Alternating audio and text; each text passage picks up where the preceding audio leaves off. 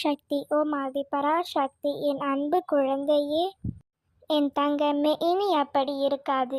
என்ன நடந்தாலும் எனக்கு சரியாகும். எது நடந்தாலும் உனக்கு நல்லபடியாகத்தான் நடக்கும் என்று தைரியமாக துணிந்து உன்னுடைய வாழ்க்கை நீ வாழ ஆரம்பித்தாய். உனக்கு மன உறுதி கிடைத்துவிட்டது என்றுதானே அர்த்தம். என் ஆசீர்வாதம் பரிபூரணமாக உனக்கு இறங்கிவிட்டது என்று அர்த்தம். அப்படிப்பட்ட மிகச்சிறந்த ஆசீர்வாதத்தை உனக்கு கொடுப்பதற்காகவே இப்பொழுது உன்னை நீ நோக்கி கூப்பிடுகிறேன் தங்கமே.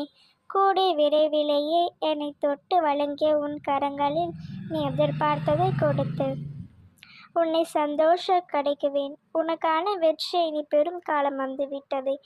எல்லாவற்றையும் உன்னால் சாதிக்க முடியும் என்பதில் நீ ஒருபொழுதும் மறக்காதே.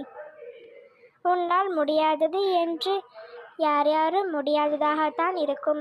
அதே நேரத்தில் மற்றவர்கள் யாராவது ஒரு செயலை செய்கிறார்கள் என்றால் அதுவும் நிச்சயம் உன்னால் செய்யக்கூடியதாகத்தான் இருக்கும் செல்லமே. அந்த அளவிற்கு திறமையும் தகுதியும் உனக்குள் இருக்கிறது. நான் பலமுறை உன்னிடம் கேட்கும் போதெல்லாம் நீ என் மீது வைக்கும் நம்பிக்கையானது சில நேரங்களில் காணாமல் போய்விடுகிறது செல்லமே. உனக்கான விஷயங்கள் தவறாக நடக்கும் பொழுதும் நீ என் மீது வைத்திருக்கும் நம்பிக்கையை தெரிந்தே குறைத்து கொள்கின்றாய்.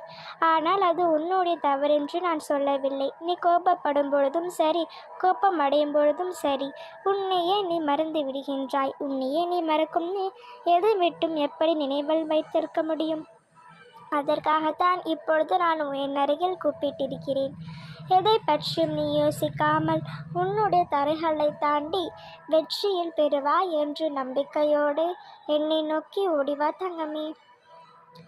உனக்கு இருக்கும் அத்தனை தடங்கல்களையும் விலக்கி உனக்கு நிம்மதியை கொடுத்து உன்னுடைய கனவுகளை நிஜமாக்கத்தான் நானும் ஆசைப்பட்டு கொண்டிருக்கின்றேன் செல்லமே. ஆனால் பல சமயங்களில் நம்முடைய நம்பிக்கையானது ஊசலாடிக்கொண்டே இருப்பதால் தான் நானும் உனக்கு கொடுக்க வரும் விஷயங்களை உன்னால் பெற முடிவதில்லை. கோபப்படுபவர்கள் அனைவரும் கெட்டவர்களும் கிடையாது. பொறுமையாக அமைதியாக இருப்பவர்கள் அனைவரும் நல்லவர்கள் என்றும் நான் சொல்வதில்லை. குழந்தையே, என்னதான் உன் பக்கம் நியாயம் இருந்தாலும், நீ சொல்வது சரியாகவே இருந்தாலுமே கூட உன்னுடைய கோபத்தால் நீயே உனக்கு எதிரியாக மாறிவிடுகிறாய். கோபத்தில் நீ எடுக்கும் அவசர முடிவுகளும் நீ செய்யும் சில செயல்களும் தான் பல பேருடைய மனக்கவலைக்கும் காரணமாக மாறிவிடுகிறது செல்லாமே. காலமும் சூழ்நிலையிலும் உன்னை கோபமுறை செய்தாலுமே கூட அந்த நேரத்தில் ஒரு நொடி என்னை மனதில் நினைத்து கொண்டால் உன்னுடைய கோபத்தை அப்படியே உன் அம்மா நான் அமைதியாய் ஜெயிக்க வைப்பேன்.